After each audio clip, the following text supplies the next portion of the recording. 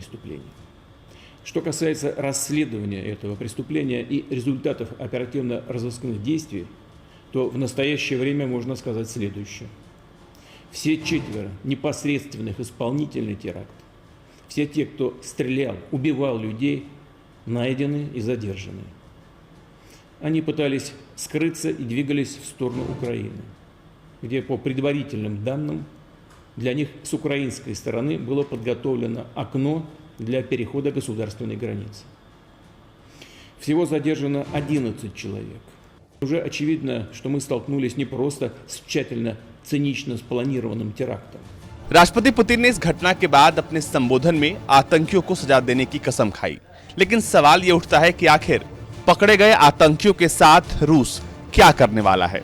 रूस ने बता दिया है कि उसने सभी आतंकियों को पकड़ लिया है और इस घटना की प्लानिंग प्लॉटिंग में संलिप्त लोगों को भी अब गिरफ्तार कर लिया है। और इस घटना के तकरीबन 18 से 20 घंटे के बाद राष्ट्रपति पुतिन ने रशियन फेडरेशन को संबोधित किया और कहा, हम उन सभी लोगों की पहचान करेंगे और उन्हें दंडित करेंगे जिन्होंने आतंकवादियों को समर्थन दिया, जिन्होंने रूस के खिलाफ, हमारे लोगों के खिलाफ इस अत्याचार में, इस हमले की तैयारी की। आपको बता दें कि रूस में आतंकवादियों ने कंसर्ट हॉल में घुसकर अंधाधुंध फायरिंग की थी, बाद में बम फेंके थे और लोगों को मारा था। अब रूस ने सभी लोगों को गिरफ्तार कर लिया है। रूस की खुफिया एजेंसी एफएसबी ने दावा किया है कि उसने ब्रॉन्स्क क्षेत्र में कई घंटे की तलाशी के बाद सभी 4 आतंकवादियों को हिरासत में ले लिया है। ये सभी आतंकवादी भागने की फिराक में थे, क्योंकि इन्होंने हमला करने के ठीक बाद अपनी उसी गाड़ी का इस्तेमाल किया और बढ़ चले यूक्रेन की तरफ।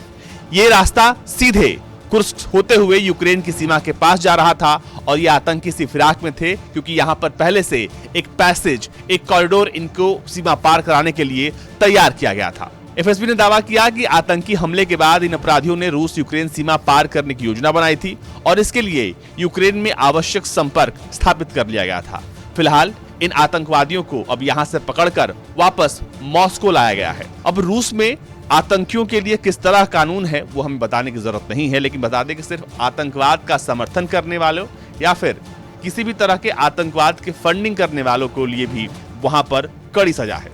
आतंकवाद के लिए फंडिंग करने वाले या फिर आतंकियों को प्रशिक्षित यानी ट्रेन करने वालों को भी तकरीबन 3 लाख रूबल यानी करीब $5,172 से लेकर $8,000 तक का जुर्माना है। इसी के साथ 8 से 20 साल के जेल की सजा है। इसके अलावा आतंकवाद का प्रचार भी आपराधिक कानून के तहत आता है। यहाँ पर 3 लाख से लेकर 1 मिलियन तक का जुर्माना लगेगा। इसके अलावा 3 से 7 साल तक की कैद की सजा होगी। अब सोचिए जिन लोगों ने गोली चलाई है उनके साथ क्या होगा। जाहिर तौर पर रूस इन्हें मौत की सजा देगा, लेकिन कैसे होगा ये सब कुछ, ये बताते हैं आपको। दरअसल रूस में कई बार ऐसे आतंकी हमले हुए हैं और जब भी ऐसे आतंकी हमले हुए हैं रूस ने पलटकर कड़ा जवाब दिया है। इस बार भी इसी का डर सबको सता रहा है। सबसे ज्यादा यूक्रेन डर के साए में है, कहीं इस हमले की जिम्मेदारी का ठिकरा यूक्रेन पर न फूट जाए। हालांकि रूसी एफएसबी ने मॉस्को कॉन्सर्ट हॉल आतंकवादी हमले की जांच बहुत तफ्तीश की है और एक बयान प्रकाशित किया है। बताया गया है कि जांचकर्ताओं ने आतंकी हमले पर सभी संभावित जानकारी को इकट्ठा करने पर काम किया है और बताया गया कि इस आतंकी हमले के लिए योजना सावधानी पूर्वक बनाई गई थी।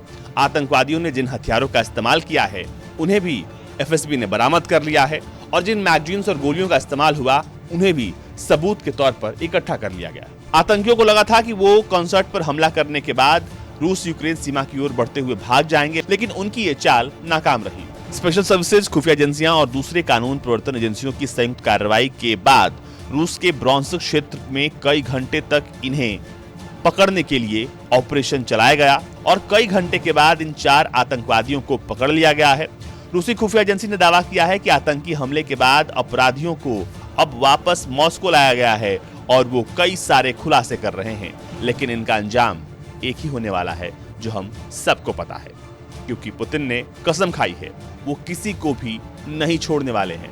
सबसे ज्यादा डर इस वक्त यूक्रेन को है। ब्यूरो रिपोर्ट, भारत तक।